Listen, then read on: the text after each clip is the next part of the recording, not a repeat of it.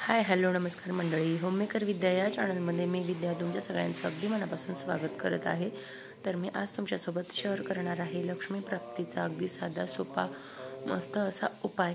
तर मी भरपूर सारे उपाय तुमच्यासोबत शेअर करत असते, पण त्यासाठी तुम्हाला चॅनलला सबस्क्राईब करावं लागेल, व्हिडिओला लाईक करावं लागेल आणि कमेंट करून नक्की सांगावं लागेल की तुम्हाला माझे व्हिडिओज कसे वाटतायत ते। तर भरपूर सारे असे उपाय मी शेअर करत असते, त्यापैकी हा उपाय सुद्धा आहे जो तुम्ही नवरात्रीमध्ये करू शकता आणि ज्यामुळे लक्ष्मी तुमच्यावरती प्रसन्न होऊन तुमच्या घरात कायमस्वरूपी स्थिर राहू शकते। तर तो उपाय मी तुमच्यासोबत शेअर करत आहे, व्हिडिओ शेवटपर्यंत नक्की बघत राहा। तर मैत्रिणींनो, मी घेतलेले आहेत इथे 5 कापुराच्या वड्या घेतलेल्या आहेत। त्याचबरोबर तुम्हाला म्हणजे याआधी सुद्धा मी तो उपाय तुमच्यासोबत शेअर केलेला आहे, पण आता सुद्धा मी शेअर करते आहे। तर इथे बघू शकता तुम्ही 5 कापराच्या वड्या घेतलेल्या आहेत।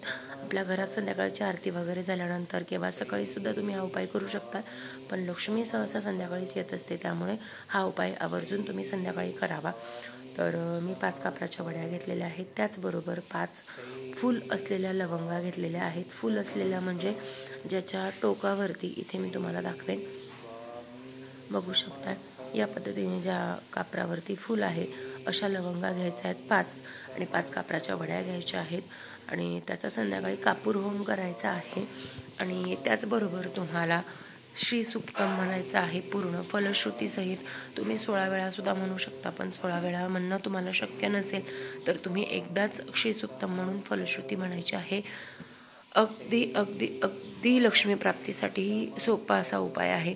तुम्हाला जर फलश्रुती म्हणणं शक्य नसेल तर तुम्ही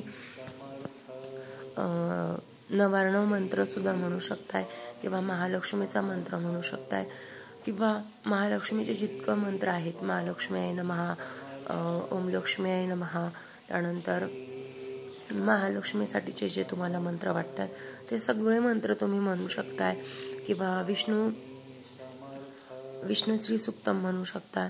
तुम्हाला जे शक्य आहे ते मंत्र तुम्ही म्हणू शकता। महालक्ष्मीसाठी जे मंत्र असतात किंवा सर्व मंगल मांगल्ये शिवे सर्वार्थ साधिके शरण्ये त्र्यंबके गौरी नारायणे नमोस्तुते, हा मंत्र सुद्धा तुम्ही म्हणू शकता। 108 वेळा मंत्र म्हणायचा आहे। श्री स्वामी समर्थ महाराजांचे एक माळ मंत्र म्हणायचा आहे। अशा प्रकारचे जे मंत्र तुम्हाला म्हणणं शक्य आहे ते मंत्र तुम्ही म्हणू शकता। तेवढ्या वेळा तुमचा कापूर जळणं गरजेचं आहे असं काही नाहीये, पण कापूर जळत राहिला तर अति उत्तम। तर अगदी साधा सोपा उपाय आहे, तो तुम्ही आवर्जून करायला हवा।